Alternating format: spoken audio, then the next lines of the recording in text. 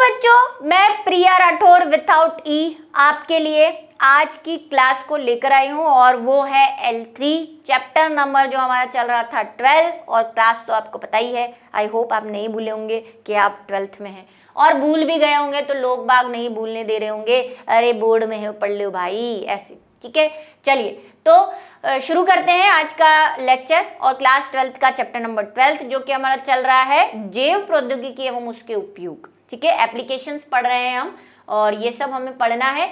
आज जो हम पढ़ने वाले हैं वो चिकित्सा के क्षेत्र में जैव प्रौद्योगिकी का उपयोग पढ़ेंगे कि बायोटेक्नोलॉजी को हम मेडिकली कैसे यूज कर रहे हैं, कहाँ कहाँ यूज कर रहे हैं और इसमें आने वाला है वही जिसका मैं कब से इंतजार कर रही हूँ, इंसुलिन। ठीक है, चलिए आनुवांशिक निर्मित इंसुलिन, तो वही जिसका हमें इंतजार था, आखिर वो दिन आ गया।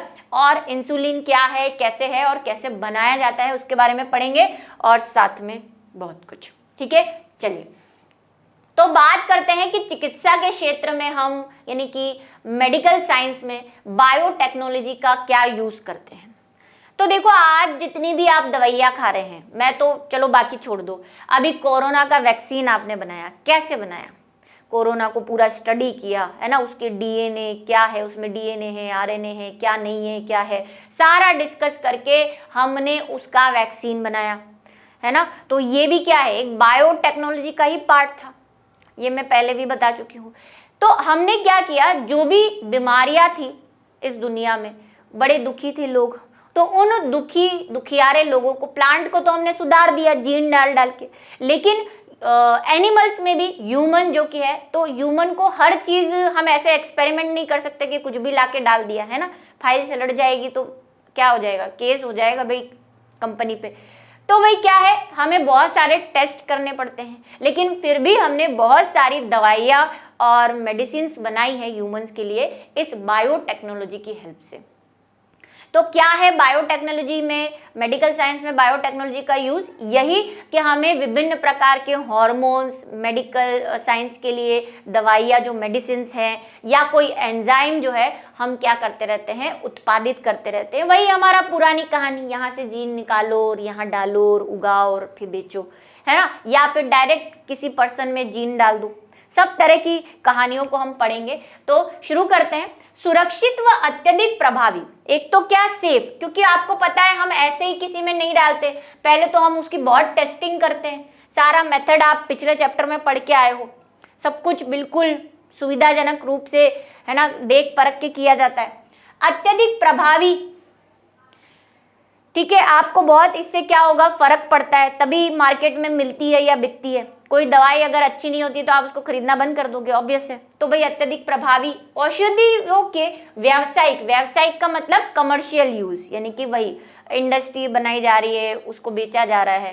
ठीक है, उत्पादन के कारण पुनर्योगज डीएनए यानी कि रिकॉम्बिनेंट डीएनए प्रौद्योगिकी ने स्वास्थ्य सेवाओं के क्षेत्र में विशिष्ट पहचान बनाई है। सबसे ज्यादा फायदा हमें यही है इस बायोटेक्नोलॉजी का मेडिकल साइंस के अंदर। ठीक है, पुनर्योगज चिकित्सा उत्पादों के मनुष्य पर किसी भी प्रकार के हानिकारक प्रभाव नहीं होते। ठीक है, पहले टेस्ट करेंगे, जैसे हमने इंसुलिन बनाया, भाई ऐसा नहीं बनाया और मार्केट में बेच दिया, लो इंसुलिन बना दिया, पहले हमने उसको टेस्ट किया। कोरोना की दवाई बनाई, आपको पता है, पहले उसका सब पर टेस्ट किया गया, किसको साइड इफेक्ट हो रहा है नहीं हो रहा है, तो सारी जांच परखों के बाद पूरा 100% श्योर होने के बाद दवाई को मार्केट में लाया जाता है। और ये ऐसी दवाइयाँ या बायोटेक्नोलॉजी से ऐसी चीजें बनाई जाती है जो मनुष्य के लिए बिल्कुल भी क्या नहीं हो, हानिकारक नहीं हो। ठीक है, कोई उस पर साइड इफेक्ट नहीं डाले। चलिए, उदाहरण के लिए किसी टीके को मृत सूक्ष्मजीवी या निर्बलीकृत सूक्ष्मजीव से तैयार करने पर शरीर में आवश्यक एंटीजन के अतिरिक्त अनेक प्रकार के रसायनों का प्रवेश होता है जो शरीर में अवांछित प्रतिरक्षी प्रक्रिया या संक्रमण पैदा कर सकते हैं। क्यों बायोटेक्नोलॉजी की जरूरत पड़ी कि इससे पहले, मतलब इससे भी और पहले वाले चैप्टर में हमने पढ़ा कि हम वैक्सीन बनाते हैं, टीके बनाते हैं, लेकिन हर वैक्सीन जो है वो उतनी श्योरिटी नहीं देता। जैसे कि अभी मैंने जस्ट नाम लिया कोरोना, हमने बना दिया वैक्सीन, लेकिन अभी भी कई लोगों को उससे साइड इफेक्ट होते हैं। किसी का ब्लड प्रेशर बढ़ जाता है, किसी की हार्ट बीट बढ़ रही है। आपने सुना ही था जब टेस्ट हो रहा था, लोग कह रहे थे कि ये सेफ नहीं है। तो कुछ तो आराम से रह रहे थे, जैसे मुझे कुछ नहीं हुआ, मेरे को तो कुछ भी नहीं हुआ उस वैक्सीन को लगाने से, सारे डोज लगा दिए मैंने। लेकिन कुछ लोगों को बुखार आ रहा था, है ना, फीवर आ रहा था, किसी का बीपी बढ़ रहा था, तो लोग कह रहे थे सेफ नहीं है। तो सबकी बॉडी के हिसाब से, सबकी बॉडी अलग अलग होती है और वो उस हिसाब से रिएक्ट करती है। तो इनका ये कहना है कि हम जो ये वैक्सीन बना रहे हैं, सूक्ष्म जीव को मार के, मृत करके ही बना रहे हैं, या उसका कोई प्रोटीन डाल रहे हैं, तो सिर्फ वो चीज ही नहीं जाती, उसके साथ और भी कुछ रसायन हमारी बॉडी के अंदर प्रवेश करते हैं, और फिर अगर हमें वो सूट नहीं होते तो हमारी बॉडी उसके प्रति एंटीबॉडी बनाएगी, और फिर वो हमें साइड इफेक्ट देते हैं। जैसे मुझे नहीं किया, जो भी उसमें रसायन था मुझे कोई इफेक्ट नहीं किया, लेकिन किसी को किया तो उसका बीपी बढ़ गया। तो ये एक क्या है भाई, ड्रॉबैक था क्या वैक्सीन का, उसको हम बायोटेक्नोलॉजी से सुधार सकते हैं। अभी देखेंगे क्या करके कि भाई क्यों हम वैक्सीन बना रहे हैं, हम वो क्यों ना वो जीन वहाँ से अलग करके फिर उस वैक्सीन को बनाए। ठीक है, ऐसा भी कर सकते हैं हम बायोटेक्नोलॉजी से। पुनर्योगज प्रोटीन उत्पादों के साथ यह समस्याएं नहीं होती। ठीक है, उनके साथ ये प्रॉब्लम नहीं है, क्योंकि सब हमारे हाथ में, कोई जीन रखना है, कोई निकालना है, कोई प्रोटीन डालना है, कौन सा निकालना है, सब हमारे भरोसे चल रहा है। जो चाहे वो डाल दो, जो चाहे वो निकाल लो, है ना। हमारे पास वो है ना आणविक कैंची, restriction endonuclease enzyme, molecular scissor. आज पूरे विश्व में भैया ये नीट के हिसाब से वाला अच्छा वाला पॉइंट है, एनसीईआरटी में दे रखा है इसलिए। और दूसरा ऐसे तो नहीं, लेकिन बोर्ड में तो पता नहीं, कभी पूछा नहीं, लेकिन नीट में पूछने वाला क्वेश्चन बन सकता है कि पूरे विश्व में 30 से अधिक औषधियां उत्पाद मनुष्य के प्रयोग हेतु स्वीकृत की गई है। कि बायोटेक्नोलॉजी ने 30 से ज़्यादा ऐसी मेडिसिन बनाई है मार्केट में जो मिल रही है और मनुष्य के लिए है, लेकिन इनमें से 12 की भारत में बिक्री हो रही है। देखो ऐसा नहीं कि कोई भी मेडिसिन बनती है, कई बच्चे सोचोगे फिर हम क्यों नहीं बना रहे, है ना। बनाते तो बहुत कुछ है, 30 से ज़्यादा बना रखी है, लेकिन वही जैसे मैंने कहा कि कोरोना वैक्सीन अभी तो सब लेने लग गए, लेकिन जब शुरू में जब फ्री लगाया जा रहा था तो लोग डर रहे थे कि नहीं हम तो, और कई कंट्रीज ने इंडिया का बना हुआ वैक्सीन लेने से मना भी कर दिया था जब इंडिया ने वैक्सीन बनाया था। तो भाई सबका अपना अपना एक परमिशन ली होती है। ऐसा नहीं कि आपने कोई दवाई बनाई है तो आप पूरी दुनिया में उसे बेच सकते हो, पहले आपको परमिशन लेनी पड़ेगी। तो 30 से अधिक दवाइयाँ जो हैं बनी हुई है मनुष्य के लिए, लेकिन भारत में 12 ही बिक रही है, क्योंकि इंडिया ने 12 को ही परमिशन दी है। हो सकता है हमारे लोगों को वो सूट नहीं होती हो, उसमें कुछ ऐसा हो जो जिसकी परमिशन गवर्नमेंट नहीं दे रही है बेचने के लिए, है ना। आपने कहीं सुना होगा कि भाई जो हम ये लगाते हैं, पैरासीटामोल खाते हैं, कहीं भी आपको बुखार आता है ना, आप इंडिया में कहीं भी किसी भी डॉक्टर के पास चले जाओ, बुखार आएगा तो सबसे पहला उसका काम होता है पैरासीटामोल देना। लेकिन अमेरिका में पैरासीटामोल बैन कर दी गई है, क्योंकि उनका मानना है कि पैरासीटामोल हमारे लिवर के लिए अच्छी नहीं है। तो भाई अपना अपना है, और वो सच है उनका कहना, भाई इंडिया में चल रही है तो हम क्या कर सकते हैं। इसीलिए कई लोग पैरासीटामोल लेते भी नहीं, लेकिन करें क्या, सब में पैरासीटामोल आती है। आप खांसी की दवाई लोगे उसमें भी पैरासीटामोल होती है। ठीक है, तो ये है कि कहाँ चल रही है कहाँ नहीं चल रही है। तो हमारे यहाँ 12 चल रही है। ठीक है, नाम जानने का आपको कोई लॉजिक नहीं है। आनुवांशिकता निर्मित इंसुलिन, तो हम बात करने वाले हैं हमारे वही पुराने साथी इंसुलिन की, जिसकी रामायण में आपको पिछले चैप्टर से सुना रही हूँ कि इंसुलिन बनाया। तो आखिर बनाया कैसे मैम, बताते हैं। इंसुलिन क्या है, तो आपको पता है कि डायबिटिक पेशेंट्स होते हैं, और उसमें भी डायबिटीज टाइप 1, डायबिटिक 2 प्रकार की होती है, टाइप 1 टाइप 2, है ना। तो टाइप 1 में भी एक जो डायबिटीज का नाम है मेलाइटस, डायबिटीज मेलाइटस नाम होता है। जो नॉर्मल आप डायबिटीज देखते हैं ना, जिसमें आपको जो है इंसुलिन लेना पड़ता है, या आप बोलते हैं शक्कर ज़्यादा हो जाती है या ग्लूकोज कम हो जाता है बॉडी के अंदर, वो वाली जो नॉर्मल आपको देखने को मिलती है वो डायबिटीज मेलाइटस होती है। ठीक है, टाइप 1 में आती है वो। तो उसके लिए क्या होता है, उसमें हमारी बॉडी में जो है इंसुलिन सही से बन नहीं रहा होता। इंसुलिन क्या करता है हमारी बॉडी में, तो इंसुलिन हमारी ब्लड के अंदर, देखो ये सब इसमें नहीं है, मैं आपको बता रही हूँ क्योंकि कई बच्चों को ये चीज़ पता नहीं होगी, बोले इंसुलिन क्या करेगा, ऐसा क्या कर रहा है। ठीक है, तो इंसुलिन जो है वो हमारे पेनक्रियास से रिलीज होता है, बीटा पोर्शन से। ठीक है, बीटा सेल्स जो होती है पेनक्रियास की, वहां से सिक्रीट होता है और ये हमारे ब्लड के अंदर ग्लूकोज के लेवल को कंट्रोल करता है ना। जब हमारे ब्लड में ग्लूकोज यानी कि वही शुगर जिसको हम नॉर्मल लैंग्वेज में कह देते हैं, तो हमारे ब्लड में हमेशा ग्लूकोज का एक फिक्स लेवल होता है। अगर उससे ज्यादा लेवल होता है तो ये इंसुलिन उस ग्लूकोज को ग्लाइकोजन में बदल के स्टोर कर देता है कि भाई इसका कोई काम नहीं है, अभी इसको आगे के लिए संभाल के रखो। घर में भी हम करते हैं ना, कोई चीज भाई बाहर पड़ी है खराब होगी तो आप बोलोगे इसको अंदर रख दो कल खा लेंगे, है ना, इसको पैक कर दो इसको कल खा लेंगे, वैसा होता है। तो भाई ग्लूकोज जब ब्लड में बहुत ज्यादा होता है तो इंसुलिन उसको कम करके स्टोर कर देता है ग्लाइकोजन की फॉर्म में, और जब जरूरत होती है तो वापस उसी ग्लाइकोजन को ग्लूकोज में परिवर्तित करके आपको एनर्जी दे देता है। ये इंसुलिन ही नहीं बन रहा, या बन रहा है तो इतना इफेक्टिव नहीं है। अब क्या होगा, आपके ब्लड में ग्लूकोज बढ़े जा रही है, बढ़े जा रही है, बढ़े जा रही है, तो आपको शुगर हो जाएगी यानी कि डायबिटीज हो जाएगी। अब डायबिटीज भी मैंने कहा, मेलाइटस भी दो प्रकार की होती है। किसी की तो शुगर एकदम गिर जाती है, उसमें उल्टा सिस्टम होता है, उसमें ग्लाइकोजन बने जा रहा है पर वापस परिवर्तित नहीं हो रहा ग्लूकोज में। तो दोनों प्रकार, किसी की कम होती है किसी की ज्यादा, लेकिन मैक्सिमम आपने ऐसा देखा होगा जिनको ग्लूकोज लेवल बढ़ा हुआ रहता है, जिसमें फिर शक्कर खाना बंद कर देते हैं वो लोग। ठीक है, वैसी वाली ज्यादा देखी होगी आपने। तो इनमें क्या होता है, इंसुलिन जो है काम नहीं कर रहा। मानव में होने वाला मधुमेह, डायबिटीज मेलाइटस यहाँ लिखा हुआ है, ठीक है, ये वाली डिजीज, इसका इंग्लिश नेम डायबिटीज मेलाइटस है, टाइप 1 रोग मनुष्य के न बनने अथवा कम मात्रा में बनने के कारण होता है, या तो बन ही नहीं रहा है या कम बन रहा है।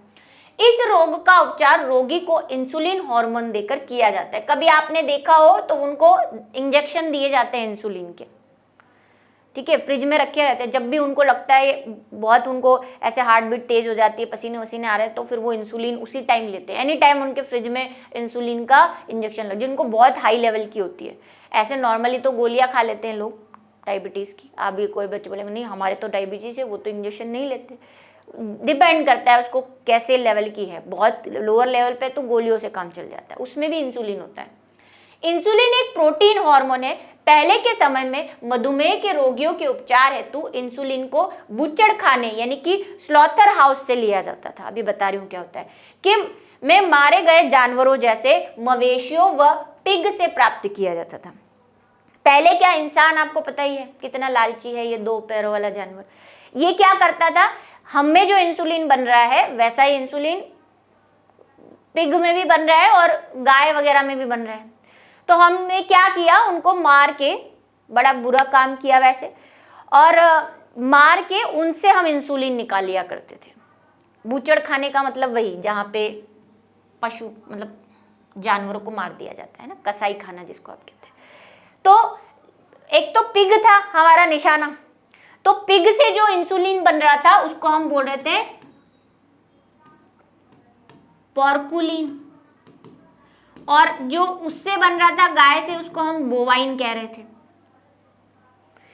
और अब जो हम बनाएंगे उसको ह्यूमिलिन कहते हैं। ठीक है, अभी से बता देती हूँ, जो बायोटेक्नोलॉजी से बनाते हैं। तो हमने क्या किया, यही काम कि हमने जानवरों और पिग से ले रहे थे। लेकिन खराबी क्या थी भाई, किसी को मारोगे तो आपको अच्छा कहाँ से मिलेगा, भगवान फल तो देगा ही ना बुराई का। तो ये जो 2 थे, पिग से बनने वाले और गाय से बनने वाले, ये इंसुलिन कुछ मनुष्य को, कुछ ह्यूमंस को एलर्जी कर रहे थे, एलर्जी कर रहे थे। तो सब मनुष्य इस इंसुलिन को नहीं ले सकते थे। ठीक है, ये इसकी खराबी थी। तो इसीलिए फिर बायोटेक्नोलॉजी को आना पड़ा।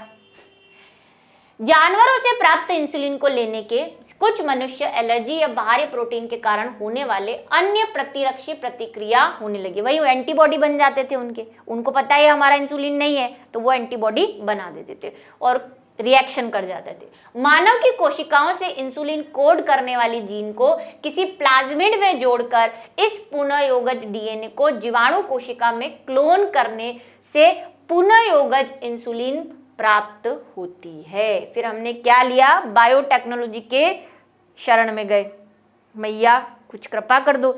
तो मैया ने कहा कि आप जो है अपने अंदर का जो जीन है उसको निकालो, कब तक दूसरों की बलि देते रहोगे, इस जीन को निकालो और किसी प्लाज्मिड के साथ जोड़ दो, बायोटेक्नोलॉजी अपनाओ। किस लिए पढ़ाया आपको पिछला चैप्टर, इसीलिए तो पढ़ाया।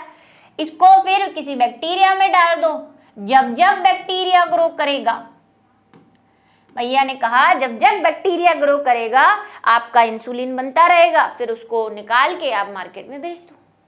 कितना अच्छा रास्ता है, पहले क्यों नहीं सूझा हमें।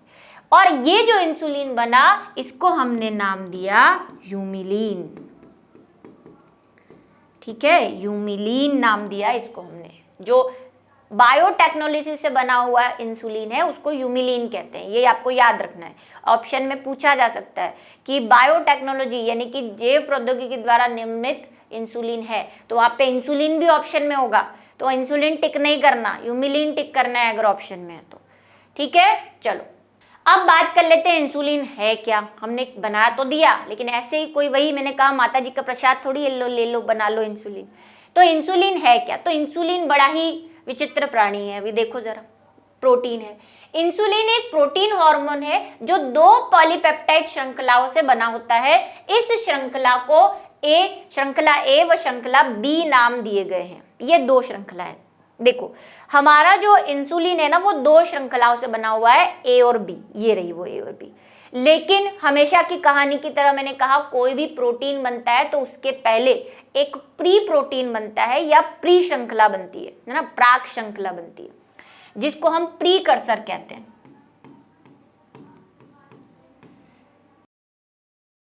है ना। तो यहाँ पे भी क्या है भाई, प्री कर्सर हमारा क्या है, यहाँ पे हम यहाँ बोल रहे हैं कि प्री कर्सर जो है वो मैं इंसुलिन के नाम से ही लिख देती हूँ, प्रो इंसुलिन है, प्रो इंसुलिन है।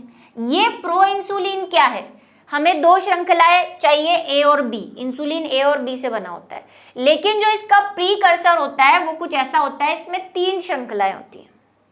कैसा अतरंगी है ये थोड़ा, है ना। ये एक श्रृंखला और बाकी जो है ये दूसरी श्रृंखला और बाकी जो है ये तीसरी, ये 3 श्रृंखलाएं होती है। ए वाली का नाम है ए, इसको दे देते हैं, येलो वाले को बी दे देते हैं, और एक और एक्स्ट्रा जो है इसके पास वो होती है सी श्रृंखला।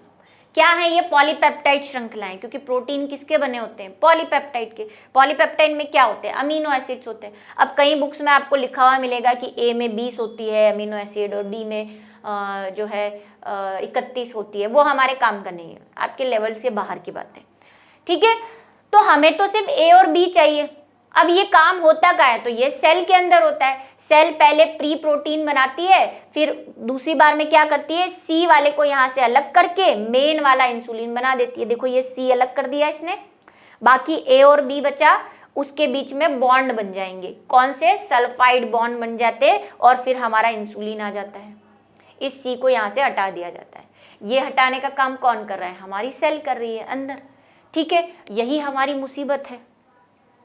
यह दोनों श्रृंखलाएं डाइसल्फाइड बंद, ये जो मैंने बॉन्ड बोला ना इनके बीच में ए और बी के, यहाँ पे पता नहीं आपको दिख रहा है कि नहीं, मैं यहाँ पे बना देती हूँ। ये जो है ऐसे डाइसल्फाइड बॉन्ड होंगे इनके, 2 सल्फर बॉन्ड, ठीक है। डाइसल्फाइड बॉन्ड्स के साथ ये जुड़ा होता है और हमारा इंसुलिन तैयार होता है। मनुष्य सहित सभी स्तनियों में इंसुलिन का संश्लेषण एक प्राक हार्मोन यानी कि वही प्रो हार्मोन, ये प्रो हार्मोन क्या है इसका, प्रो इंसुलिन, ठीक है, के रूप में होता है, और उसी से फिर इंसुलिन बनता है। किसी भी प्रो एंजाइम की तरह प्रो हार्मोन को भी पूर्ण रूप से परिपक्व व क्रियाशील बनाने के लिए प्रसंस्करण की आवश्यकता होती है। क्या प्रसंस्करण, यही कि ये प्रो हार्मोन था जिसमें 3 श्रृंखलाएं थी, लेकिन इसमें प्रोसेसिंग हुई पहले। प्रसंस्करण का मतलब प्रोसेसिंग, और उस प्रोसेसिंग में हमने इस सी को हटाया और फिर ए और बी ले लिए। इसको क्या कहेंगे, ये क्रियाशील, इसको परिपक्व होने, परिपक्व में कौन है हमारा, ये इंसुलिन तो ये है, इसमें तो कचरा भरा हुआ है सी वाला, तो इसको प्रोसेसिंग की आवश्यकता होती है। और ये प्रोसेसिंग कहाँ हो रही है, वही हमारे बॉडी के अंदर हो रही है। लेकिन ये प्रोसेसिंग हम कैसे करवाएं, हम जीन निकाल लें वहाँ से, बायोटेक्नोलॉजी क्या कहती है कि वहां से जीन निकाल लो, जीन निकाल लो। जो आप जीन निकालोगे वो तो पहले ये बनाएगा, प्री हार्मोन बनाएगा। अब इस प्री हार्मोन में से सी को निकालना भी तो पड़ेगा। तो कई बच्चे सोच रहे होंगे निकाल लो, तो आपके पास तो वो है ना, आप जिसको कहते हैं मॉलिक्यूलर सीजर, उससे निकाल लो। पर बेटा ये इतना आसान नहीं है ना। वैज्ञानिकों ने किया होगा, बड़ी कोशिशें की होंगी, लेकिन फेल। ये सी को हम नहीं निकाल पा रहे थे। सोल्यूशन तो हमने ढूंढ ही लिया, खैर तभी तो बनाया। पुनर्योजन डीएनए तकनीक के प्रयोग द्वारा इंसुलिन निर्माण की प्रमुख चुनौती इंसुलिन को इसी परिपक्व अवस्था अर्थात बिना सी पॉलीपेप्टाइड के प्राप्त करना था। ये हमारी चुनौती थी कि हम इस सी को अलग नहीं कर पा रहे थे। ठीक है, ना ही वो बैक्टीरिया कर पा रहा था। आप बोलो कि वो जीन निकालो, प्लाज्मिड में जोड़ दो, प्लाज्मिड को बैक्टीरिया में डाल दो, लेकिन वो बैक्टीरिया भी यही बना रहा है। वो उसको थोड़ी पता, उसमें दिमाग थोड़ी है कि हमें इंसुलिन चाहिए तो हमें सी, उसको इंसुलिन की जरूरत होती नहीं है बैक्टीरिया को, तो उसके पास वो मशीन ही नहीं है कि वो इस सी को निकाल सके। इंसुलिन तो हमारा प्रोडक्ट है, उसको तो बस कॉपी करना है, जो करे जा रहा है। तो इस सी की मुसीबत का सुलझान हमने कैसे किया वो जरा देखो। क्या किया हमने, एक कंपनी थी जिसका नाम है एली लिली, और आपको ये याद रखनी है 1983 में, ईयर भी याद रखना है, यहाँ पे लिखा हुआ नहीं है। 1983 में एली लिली नामक एक अमेरिकी कंपनी, मोस्ट इंपॉर्टेंट चीज किसी भी एंगल से, ने 2 डीएनए अनुक्रमों को तैयार किया जो मानव इंसुलिन की श्रृंखला ए और बी के अनुक्रम होते हैं। इन्हें ई कोलाई के प्लाज्मिड में प्रवेश कराकर इंसुलिन श्रृंखला का उत्पादन किया। क्या किया इन्होंने, चालाकी, षड्यंत्र। क्या षड्यंत्र, कि हमें पता है कि ये हमारा जो कौन था, प्रो इंसुलिन है ना, या वही जीन ले लो, बात कर लो, ये था, ये सी था, ये ए था, ये बी था। तो हमने क्या किया, इसको काट तो सक रहे हैं हमने क्या किया, ये ए वाले का सीक्वेंस पता कर लिया कि ए वाले में कौन कौन से अमीनो एसिड्स हैं और इसका डीएनए कैसा बनेगा। भाई ये तो प्रोटीन है, प्रोटीन आरएनए से बना होगा और आरएनए डीएनए से बना होगा। तो हमने क्या किया, इस ए वाले का एक डीएनए बना दिया कॉम्प्लीमेंट्री, ऐसे बी वाले का भी डीएनए बना दिया। ठीक है, दोनों के डीएनए बना दिए। अब इस दोनों टुकड़ों को अलग अलग प्लाज्मिड में डाल दिया। वही इनको किससे जोड़ दिया, प्लाज्मिड से। ये लो, यहाँ पे मैं जोड़ देती हूँ बी वाला, प्लाज्मिड डबल स्टैंडर्ड होता है ना, और यहाँ पे मैं जोड़ दूँ ए वाला। फिर क्या करूँ, इन दोनों को अलग अलग बैक्टीरिया में डालूंगी, एक में नहीं डालना, अलग अलग बैक्टीरिया। कौन से बैक्टीरिया, वही हमारा बलि का बकरा, ई कोलाई। अब आपको लग रहा होगा मैम सही कह रही थी, हर जगह ई कोलाई है ना, बलि का बकरा, सही बोल रही थी ना मैं, ई कोलाई, जहाँ देखो वहाँ ई कोलाई। कई बच्चे तो मैंने ऐसे लिखे, जब उनको किसी बैक्टीरिया का नाम नहीं मिलता तो मैं ये ऐसे बोलती हूँ कि ये बलि का बकरा है, तो वो सोचते कुछ नहीं तो ई कोलाई तो लिख के आना ही है, मतलब कुछ नहीं होगा, ई कोलाई तो कई, मतलब 70% चांसेस है कि आंसर ई कोलाई होगा। तो कई बच्चे ऐसा भी करते हैं, देखिए मैंने कई कॉपियाँ, और जवाब उन्होंने यही दिया कि मैम आप ही कहते हैं बलि का बकरा है, तो हमने सोचा कुछ नहीं तो ई कोलाई तो होना ही चाहिए। ठीक है, तो यहाँ पे जो है हमने दोनों बैक्टीरिया के अंदर हमारा वो जीन डाल दिया, ए और बी। मैंने यहाँ पे डबल स्टैंडर्ड बनाया, उस पर मत जाना, वो मैंने प्लाज्मिड डबल स्टैंडर्ड होता है इसलिए बनाया। ठीक है, हमने डीएनए डाल दिया। क्या होगा भाई, वही प्लाज्मिड क्या करेगा, प्लाज्मिड इनसे कॉपी बनाएगा, कॉपी बना के क्या बनाएगा, डीएनए से एमआरएनए और एमआरएनए से हमारी बी वाली श्रृंखला, यही तो करेगा, ट्रांसक्रिप्शन और ट्रांसलेशन करेगा। यहाँ पे भी सेम कहानी करेगा, एमआरएनए और एमआरएनए से वही ए वाली पॉलीपेप्टाइड श्रृंखला। अब हम इन दोनों श्रृंखलाओं को निकाल लेंगे। ये लो, ये ए, ये बी, और इन दोनों को हम लैब के अंदर यहाँ पे जोड़ने का काम करेंगे डाइसल्फाइड बॉन्ड से। और फिर इसको पैक करके हमने, अब ये जो बना है वही क्या है हमारा, ह्यूमिलीन। ह्यूमिलीन है क्योंकि ह्यूमन में डाला जा रहा है और फिर इसको मार्केट में बेच देंगे। कर दिया ना हमने जुगाड़। सी बनाई नहीं कभी तो काटने की जरूरत ही नहीं है। ठीक, ये हमने कर दिया और हमने क्या बना लिया, इंसुलिन। इन अलग अलग निर्मित श्रृंखलाएं ए और बी को निकालकर डाइसल्फाइड बंध में आपस में संयोजित कर मानव इंसुलिन का निर्माण किया गया। ये ध्यान रखना है आपको, यहाँ पे क्या करा वो ध्यान रखना है। और इंसुलिन खत्म, कुछ भी नहीं था इसमें। आप तो इंसुलिन इंसुलिन कुछ भी नहीं है, बिल्कुल सिंपल। ठीक है, चलो तो ये हमने इंसुलिन बना लिया और अब मैं मार्केट में बेचने जाऊंगी तो मुझे टाइम चाहिए थोड़ा सा, तो नेक्स्ट कल तक मैं थोड़ा इंसुलिन ह्यूमिलीन बेच कर आती हूँ मार्केट में। तब तक के लिए आपको करना पड़ेगा इंतज़ार, क्योंकि फिर और भी कुछ बनाएंगे हम, तो मिलेंगे नेक्स्ट क्लास।